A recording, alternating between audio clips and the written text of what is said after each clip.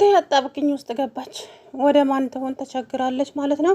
እንግዲህ ምንም ማንም ቢሆን እንግዲህ ከልጁ የሚበልጥበት የለም። ወደ ልጇ አደላች ማለት ነው። ምርጫ የላትም። አቶ ገዙም እንግዲህ መሞት አለብሽ ትሞቻለሽ፣ አለበለዛ እኔ ሲጣርጌ ከምገልሽ ጥፊ አላት። ናቲም እንግዲህ የእናቴ ያለችበትን ቁልፍ አምጪ ብሎ ቤቴን እንደዚህ ሲጣርጎ ያዛት ማለት ነው። ቤቲም ትሁት ልጅ እንዳላት ስታቅ እንግዲህ አቅራራች። ትሁትን በጥፊ መታቻት። ናቲ የኔና ያኔ ብቻ ነው፣ አንቺ ደረጃሽን እወቂ አለቻት። ቤቲ ተይኝ፣ አለበለዛ ጉድሽን ለባልሽ ነው የምዘረግፍልሽ ሲል አቶ ገዙ ተደብቆ ጉዷን ሰማላት። ይኸውልሽ እኔን የምትክጂኝና በእኔ ላይ የምትጫወቺ ከሆነ ግንባርሽን በጥይት ብዬ እደፋሻለሁ አላት። ቤቲን አቶ ገዙ ልጅቷ ልጅን የትሁት ልጅ መኖር አንቺ ምንድን ነው እንደዚህ ፈንጠዚ ያስረገጠሽ? ባክሽ አንቺን እንደዚህ ያስደሰተሽን ነገር ማወቅ እፈልጋለሁ ወይዘሮ ቤቲ አላት። እኔን ከምትጠይቀኝ እሷ መጠይቅ አይሻልም እንዴ? እሷማ ምን ትመልስልሻለች? ልጄ ነች፣ አላፍርባትም፣ እኮራባታለሁ እንጂ ብላ መልሳልሻለች እኮ። ምንድን ነው እሱ አለ ማለት ነው። ከዛ በኋላ እንግዲህ ቤቲ አቶ ገዙ ነቅቶባታል ልጁን እንደምታፈቅር። እንግዲህ የሰው ሐውልት ላይ የዓለምን ፎቶ ሄዶ አስለጠፈ ማለት ነው። ወስዶም አሳይቶታል። ልጁ ግን በፍጹም አላመነም። አሁን ምን አባት አደርጋለህ? እኔ እኮ ገዙ ነኝ፣ ማንም የማይበግረኝ እየሰራልሃለሁ እያለ መኪና ውስጥ ብቻውን እየሳቀ ከዛም ቤቲን ደውሎ ጠራትና ቀብር ጋር ወሰድኩትና የእናቱ ፎቶ አስለጥፌ ነበረ። ከዛ ወሰድኩት እና አመነ። አይ ብቻ ትንሽ ግራ መጋባት ላይ ነው፣ ግን ወዶ ያምናል። ትሁት ትነግረዋለች እኮ። ትሁትም እንዳትነግረው አድርጌያለሁ ማለት ትሁት ልጅ አላት። ምን? አዎ። ምን ነው ደስ አለሽ? ሀይ ይሄ ለእኔ የምስራች ነው አለች። ምክንያቱም ልጅ ካላት ናቲ ይጠላታል ነው እንግዲህ። ናቲ መቼም የዚች የቤቲ ሊሆን አይችልም። በጣም ነውር ነው። የባሏን ልጅ እንዴት የራሷን ማድረግ ትሞክራለች? እንግዲህ አንቺ ምን አይነት አይደብርሽም እንዴ? አባትና ልጅን በአንድ ቤት ውስጥ ማጫወች የምትፈልጊ ሴተኛ ላይ ስትላት፣ እንግዲህ እኔ ሴተኛ አይደለሁም ናቲን አፈቅረዋለሁ ስትል ሆኖ አለች ማለት ነው። እስከ መጨረሻም እንግዲህ ናቲ የእናቱ ነገር ግራ አጋብቶታል። ትሁት አለች በህይወት ብላኛለች፣ እዛ ቤት ውስጥ ነው ብላኛለች። ይሄ ሰውዬ ምን አስበው ነው እያለ ግራ ተጋባ። ትሁትን መንገድ ላይ አገኛትና ትሁቴ የምትነግሪኝ ነገር አለ? አይ የለም። እኔ ግን የምነግርሽ ነገር አለ። ምን? ይሄ ሰውዬ እኮ ምን አስቦ እንደው አላውቅም፣ የእናቴን ቀብር ብሎ ሄዶ አሳየኝ። ከዛ ምን ለማድረግ እየሞከረ እንደሆነ አላውቅም። እና አመንክ ስትለው እንዴት ነው ማምነው በህይወት ያለችዋን እናቴ። ትሁት ምን ነው ፊትሽ ጥሩ አይደለም ሲላት፣ አዎ ናቲ ባለፈ እኔ ዝም ብዬ ነው እንድትረጋጋ ብዬ ነው እናት በህይወት አለች አልኩህ እንጂ እናት በህይወት የለችም። ኧረ እባክሽ አትቀልጂ፣ ወደዛ እናት የለሽም እንዴ? በእናት ትቀልጃለሽ እንዴ ሲል እንግዲህ አዎ ናቲ የለችም እናት በህይወት የለችም አላቸው። ከዛ ልታሳብዱኝ ነው እንዴ ሲል እንግዲህ ያዙ ልቀቁኝ አለ። ሲሮጥ ወደ ቤት መጣና ቤቲሻ ውሃ ያመጣው ግንድ መስላ ተኝታ ነበረ። እንግዲህ እዛው ጉሮሮን አንቆ እናቴ ያለችበትን ቁልፍ አምጪ ሲላት ሲጥ አደረጋት። ሄዳ አባትህን ጠይቀው አለችው። አንቺንም ጠይቀው አምጪ ሲላት እንግዲህ እርግጠኛ ሆኜ የምናገረው ያው እናቱን ከዛ ክፍል ውስጥ አዙረዋታል ብዬ አስባለሁ። እንግዲህ የት እንዳደረሷት እነሱ ናቸው የሚያውቁት። ሌላኛው ክላስ ሳይወስዷት አይቀሩም። ትሁትም እንዳታገኛት አድርገው አርቀዋታል። ምክንያቱም ትሁትን ሂጂና ይሄ የጻፍኩትን ወረቀት ይዘሽ ሂጂ፣ እቃ ገዝተሽ ነይ፣ እቃ ገዝተሽ ስጨርሺ ብሩን እኔ እከፍላለሁ፣ ደውለሽ አሳውቂኝ ብሎ ነገራት። እሷ ስትሄድ ቤቲን በአስቸኳይ ወደ ቤት ጠርቷታል። ምክንያቱም ከዛ ክፍል ወደ ሌላኛው ክፍል አዟዙሯት ይሁን ገሏት ይሁን እንግዲህ የሚታወቅ ነገር የለም። ምን አይነት ጨካኝ ሰውዬ እንደሆነ ባላውቅም አቶ ገዙ ግን ጨካኝ ሰው ነው፣ በእውነት ነው የምላችሁና እንግዲህ በስተመጨረሻም ናቲ ከቤቲ ቁልፉን ተቀብሎ እንግዲህ ሲበር ሄዷል፣ ከፍቷል። እንግዲህ እናቱ እዛ ውስጥ ትኑር አትኑር የሚታወቅ ነገር የለም። እንደው በእናቱን ቢያገኛት ደስ ይለኛል። ያው አንድ ላይ ይገላቸዋል፣ ግን ሰውየው የተረገመ ሰው ስለሆነ እንግዲህ ናቲ እሱ ፈጣሪ ይርዳውና እናቱን ከዛ ውስጥ አግኝቶ ቢያስመልጣት ደስ ይለኛል። ግን ደግሞ እሷ ልጄ ምንም እንድታረግብኝ አልፈልግም፣ ልጄን እኔን ግን ግደለኝ፣ በቃ መሞት ነው። ሞት እኮ ትፈሪ ነበረ፣ በቃ ፈራውም አልፈራውም ሊቀርልኝ ስላልሆነ ግደለኝ አለችው አቶ ገዙን። ከዛ በኋላ ማን ነው እንደዚህ ልብ የሰጠሽ ባክሽን አላት። ማን ይሰጠኝ ይችላል? ለማንኛውም አቶ ገዙ ያውልህ ናቲን ምንም እንዳታረግብኝ። ያቺ ትሁት ነች አይደል? ነገር ልጅ እባክህ በራስ ችግር ትሁትን እዚህ ውስጥ አታስገባት። የራሷ ችግር ይበቃታል። በራስ ስህተትና በራስ ችግር ሰዎችን ተጠያቂ አታድርግ። ራስህን ቻላል። አንቺ እንዴት ነው ምላስ ያወጣሽ ብሎ እንግዲህ ጎሮሮ አንደርገም አድርጎ ያዛት። ልቀቀኝ ወይ ግደለኝ አለችው። ለቋት ሄደ ማለት ነው። ናቲሻ አሳዝኖኛል። እውነት ለመናገር ትሁትን ቀርቦ ለመጠየቅም እየፈራ ትሁት ተረጋጊ ብዬ ነው ለብቻሽ የተውኩሽ። ተረጋጋሽ? አዎ ተረጋግቻለሁ። ከዛ በኋላ እንግዲህ ቤቲ መኝታ ቤት ውስጥ የባሏን ትከሻ ነካ ነካ እያደረገች ገዝሽ እኔ ሚስት አይደለሁም እንዴ? ንገረኝ እንጂ የሆነውን ነገር። ትሁትና አንተ መሀል ምን የተፈጠረው? ትሁት እኮ በጣም እያለቀሰች ነው፣ በጣም እየተበሳጨች ነው። ምንድን ነው የሆነችው? ትሁት ልጅ አላት። ምን? አዎ። እንዴት ደስ ይላል። ምን ነው ተደሰች? በጣም ደስ ብሎኛል ብላ ካልጋ ላይ ዘላ ወረደች። የት ነው ታዲያ? መጣሁ ብላ ትሁት ክላስ ሄዳ እንግዲህ ከት ብላ ሳቀችባት። ቤቲ ውጭልኝ፣ እኔ ስናደድ የማደርገውን ነገር አላውቅም።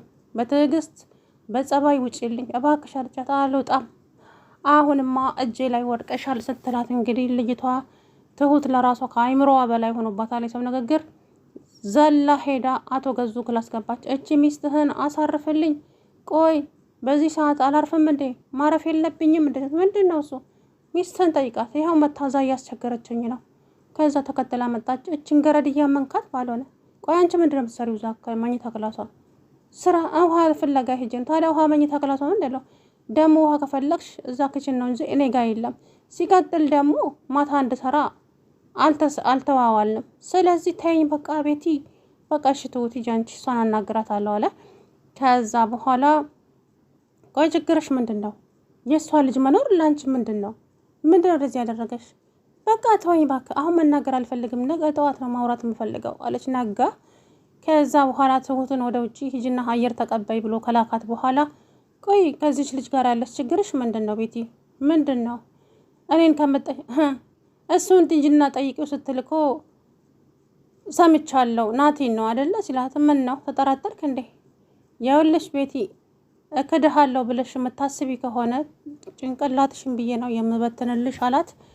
ከዛ በኋላ ትሁትን ወታ ሄደ አየር ልትናፈስ ስትበር ሄደች ወይዘሮ ቤቲ።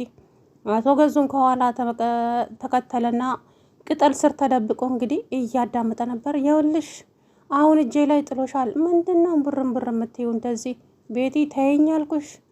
ተከባብረን ብንኖር ነው የሚሻልሽ። የውልሽ ልጅ እኮ አለሽ። ይኖረኛ እማፍርባት ልጅ አይደለችም፣ እምኮራባት ልጅ ነው ያለችኝ። ምነው ልጅ አልሽ አንቺ? ለማንኛውም ከዚህ በኋላ ናቲ የኔ ብቻ ነው ያንቺ ሊሆን አይችልም ስትል አቶ ገዙ ሰማ። አፉን ደቅኖ እንግዲህ ይቆም ሰማ። ምክንያቱም ቤቲ ለሱ ምንም አይነት ፍቅርና ቦታ እንደሌለት ተረድቷል። እንግዲህ እሱ ከመጀመሪያም ያውቃል ለገንዘብ ብላ እንደቀረበችው።